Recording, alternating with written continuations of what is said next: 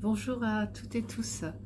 Hier soir, j'ai fait un deuxième tirage pour les Gémeaux parce que j'ai quand même eu 200 visites et je remercie tous les visiteurs qui ont regardé la vidéo sur les Gémeaux parce que c'est la question sur l'ex qui est censé revenir et qui met trop de temps.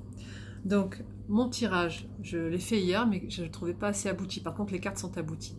Donc, je suis tombée sur le roi de coupe et le 5 d'épée. Donc, c'est notre ex, c'est bien ce roi de coupe, mais il se pose énormément de questions et il n'arrive toujours pas à se résoudre à venir vers nous. Ok? Du coup, la troisième carte, c'est le chariot. Donc, il y a forcément quelque chose qui va arriver. Il y a forcément un bouleversement dans la vie, dans sa vie et dans la nôtre qui va arriver. Vous êtes d'accord? Et j'ai tiré après le 4 d'épée. Alors, le 4 d'épée, ça nous concerne parce que ça serait plutôt le fait qu'on se soit isolé depuis pas mal de temps à cause de cette histoire en pensant que notre ex allait revenir et il met trop de temps.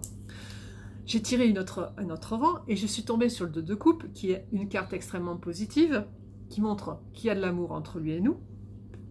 Puis je suis tombée sur la reine de coupe, donc qui va bien avec le roi de coupe en fait.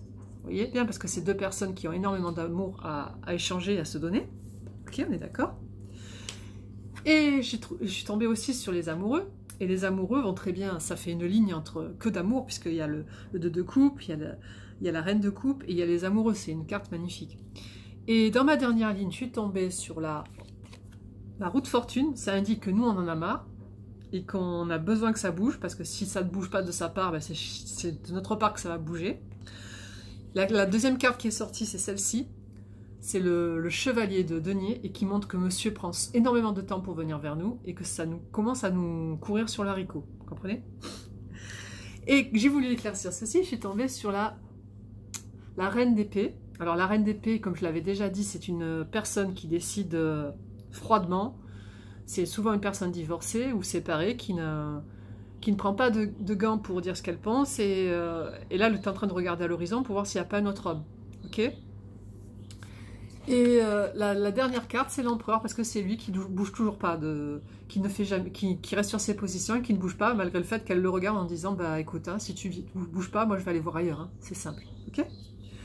Et dans le deck, je suis tombée sur, il y a une carte qui m'a fait sourire parce qu'elle s'est décalée ça fait comme ça quoi, vous voyez? Et c'est le roi de bâton. Et le roi de bâton, c'est une autre personne. Alors je vous avouerai que moi aussi je suis Gémeaux et il y a une autre personne qui me tourne autour et sincèrement, je sais pas, là je commence à douter.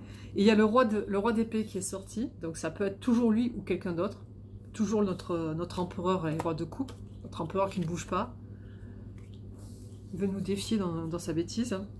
Et le soleil est placé dans les 15 premières cartes, il me semble.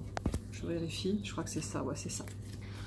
Donc je voulais vous dire que si vous avez quelqu'un d'autre qui se présente vers vous, allez-y foncez parce que s'il met 6 mois pour venir vers nous, ça va quoi. Ok? Je vous souhaite un excellent dimanche. Profitez de la journée. Au revoir.